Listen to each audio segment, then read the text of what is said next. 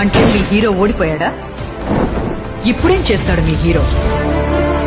గాయపడిన సింహం నుంచి వచ్చే శ్వాస కచ్చన కన్నా భయంకరంగా ఉంటుంది.